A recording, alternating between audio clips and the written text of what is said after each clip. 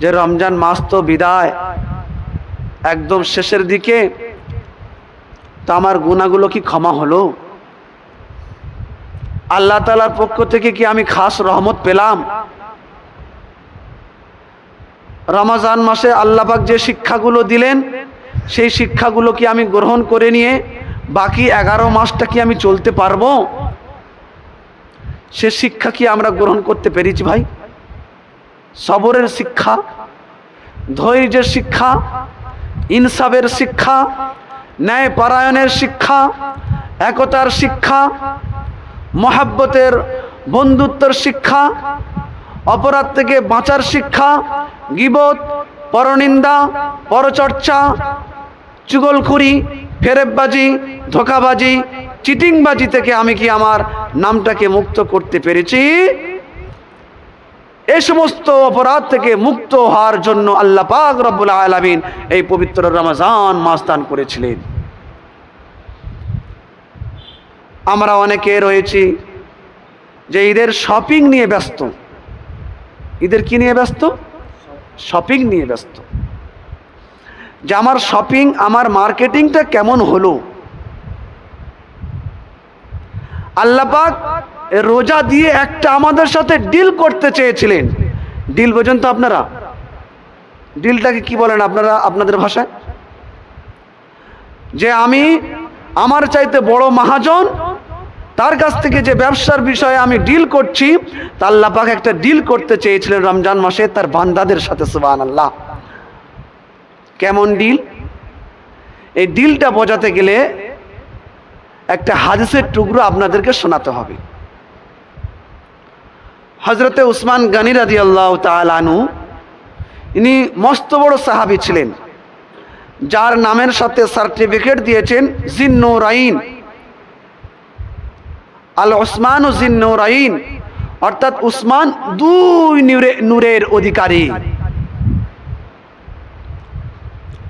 হযরত উসমান রাদিয়াল্লাহু তাআলা আনহু আল্লাহর নবীর মজলিসে বসে আছেন। জিহাদের জন্য আল্লাহর নবী সাল্লাল্লাহু আলাইহি ওয়াসাল্লাম কালেকশন করছেন। আচ্ছা, এদিক থেকে বলো তো, একজন দাঁড়াও, জিহাদের জন্য কি দেবে বলো? তো উসমান গনি রাদিয়াল্লাহু তাআলা আনহু দাঁড়িয়ে বলেন, লাব্বাইক ইয়া রাসূলুল্লাহ, আমি 100 উট দান করব। আল্লাহর নবী বললেন, আচ্ছা এদিক থেকে একজন বলো তো, কে কি দেবে জিহাদের জন্য?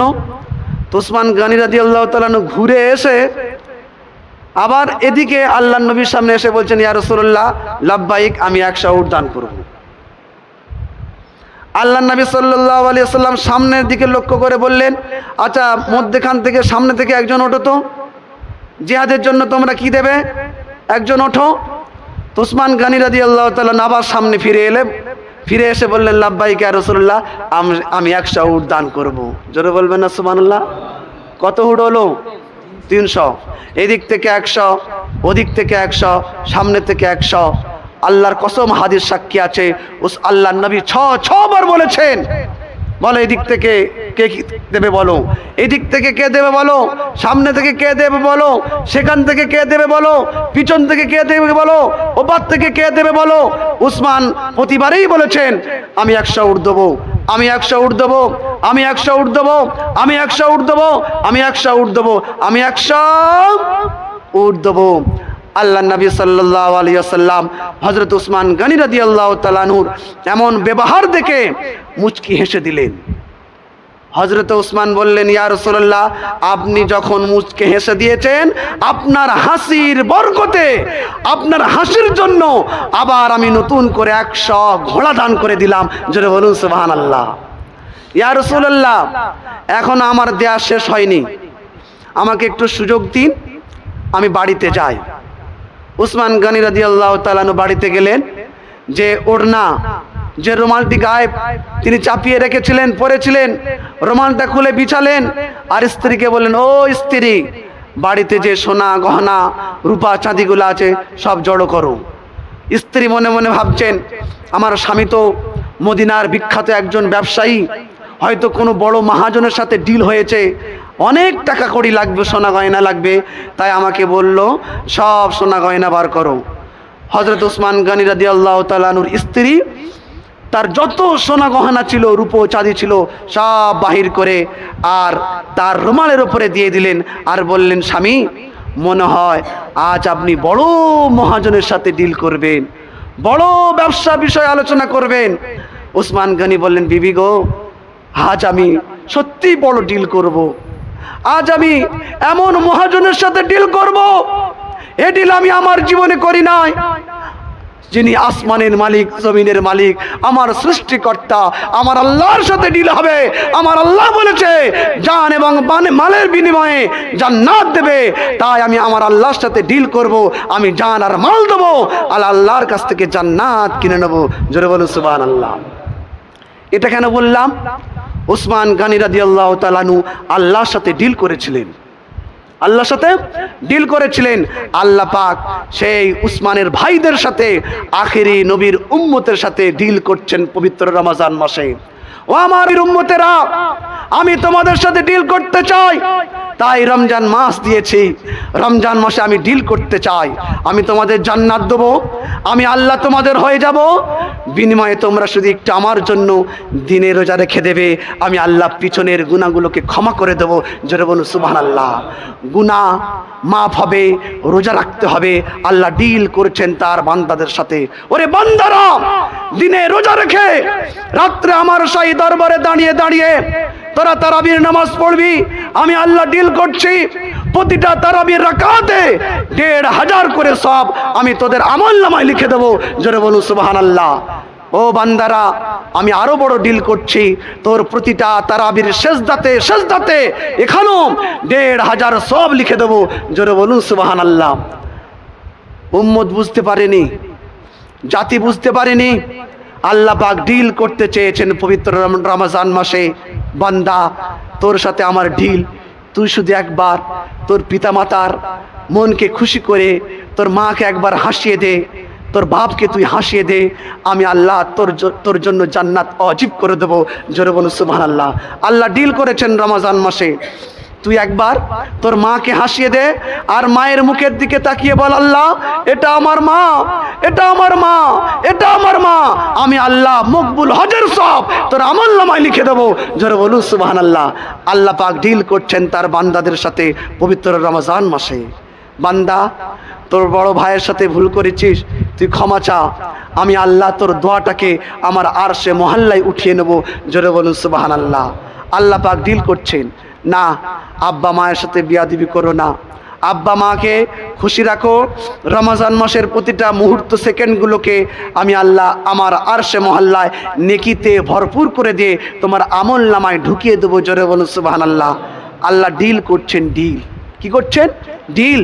ওরে খেপা, তোর সাথে আমার ডিল হচ্ছে আর তুই মার্কেটিং করতে ব্যস্ত। আর আমার মায়েরা তো বুঝতে পারলো না, আমার মায়েরা তো বুঝতে পারলো না।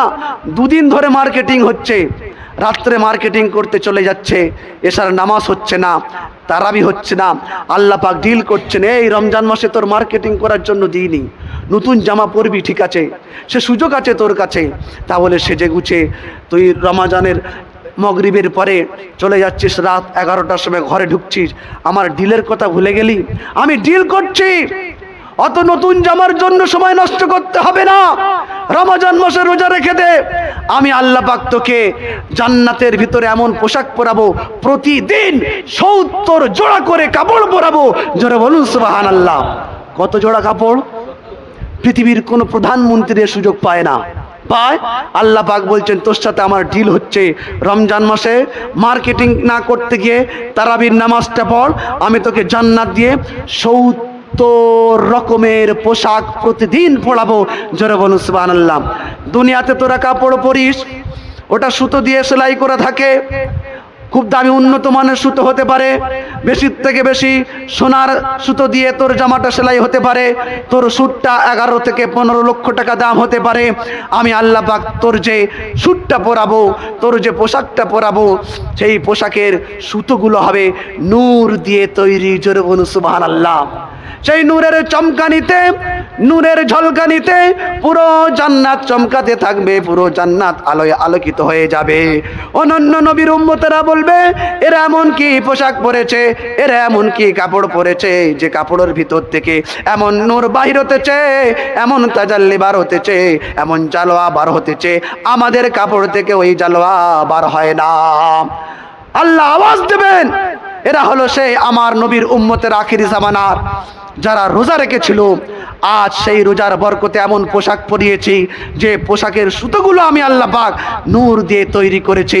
জোরে বলুন না সুবহানাল্লাহ। আমার মায়েদেরকে আল্লাহ পাক লেহেঙ্গা পরাবে।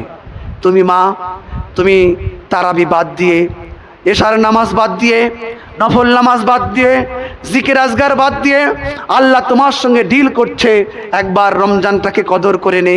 আমি রমজান কেন দিলাম, কি মেসেজ দিলাম, কি শিক্ষা দিলাম, তুমি গ্রহণ করলে না। দুনিয়ার কাপড়ের জন্য তুমি তারাবির নামাজটাকে ছেড়ে দিলে, তুমি এশার নামাজটাকে বাতিল করে দিলে, একটু অতিরিক্ত নফল নামাজ পড়তে, জিকির করতে, সেটাকে তুমি ত্যাগ করে দিয়ে রাস্তাঘাটে তুমি সময় কাটালে। আমি তোমাকে জান্নাতে এমন পোশাক পরাবো, তোমার লেহেঙ্গাটা কত চওড়া হবে জানো? তোমার লেহেঙ্গাটার যে কুচি হবে, সেই কুচির ডিজাইনটা হবে 3 কিলোমিটার এরিয়া ধরে। জোরে বলুন সুবহানাল্লাহ। কত কিলোমিটার বললাম? 3 কিলোমিটার। বিশ্বাস হয় না? হাদিস খুলে দেখুন, বিশ্বনবী বলেছেন 3 কিলোমিটার ধরে আল্লাহ পাক সেই পোশাকটা পরাবেন, যে পোশাক থেকে নূর চমকাতে থাকবে। সুবহানাল্লাহ। আল্লাহ পাক এই ডিলটা করতে চেয়েছেন বান্দার সাথে, আমাদের কাছ থেকে ফুরিয়ে গেল, রমজান চলে গেল, কোনো আফসোস নাই, কোনো দুঃখ নাই, সাহাবারা কাঁদতেন। তো আমি যে কথা বলতে চাইছিলাম, উসমান গনি রাদিয়াল্লাহু তাআলা আনহু তিনি কাপড়ে করে সমস্ত সোনা গয়না আল্লাহর নবীর কাছে নিয়ে আসলেন। আল্লাহর নবীর কাছে নিয়ে এসে আল্লাহর নবীর কাছে দিলেন। আল্লাহর নবী কাপড়টাকে খুললেন। কাপড়টাকে খুলে আল্লাহর নবী খুশি হলেন। উসমান, তুমি 600 উট দিয়েছো, 100 ঘোড়া দিয়েছো, আবার ঘরের ভিতরে যত সোনা গহনা ছিল সেগুলো সব নিয়ে এসেছো। উসমান বলেন, ইয়া রাসূলুল্লাহ, আল্লাহ যে আমার সঙ্গে ডিল করছে, আমি কি করে সোনা গহনাগুলো ঘরের ভিতরে রাখি? আল্লাহর নবী এক হাতে সোনার টুকরো আর এক হাতে রূপার টুকরো নিয়ে বলেছিলেন, আল্লাহর নবী বলেছিলেন, আল্লাহুম্মা ইন্নী রাজিতু আন উসমান ফারদি আনহু।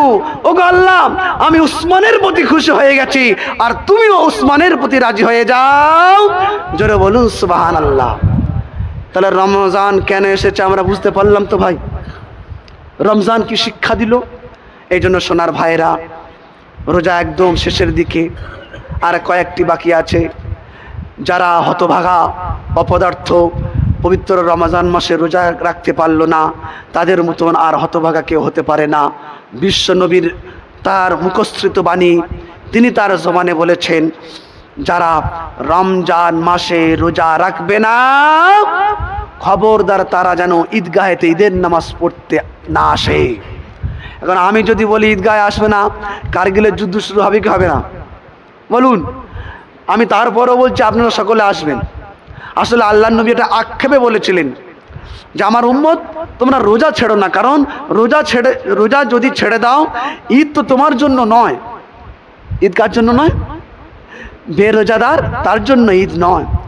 আচ্ছা, বেরোজাদার যত সুন্দর কাপড় পরুক, একদম পাঞ্জাবি, ফুলওয়ালা পাঞ্জাবি, চেরা পাঞ্জাবি, সেন মেরে সাদা লুঙ্গি পরে নাকি, আর টুপি লাগিয়ে শর্মা পরে একদম ফাঁস কাতারে যদি থাকে, বলুন সে কি ঈদের খুশি পাবে?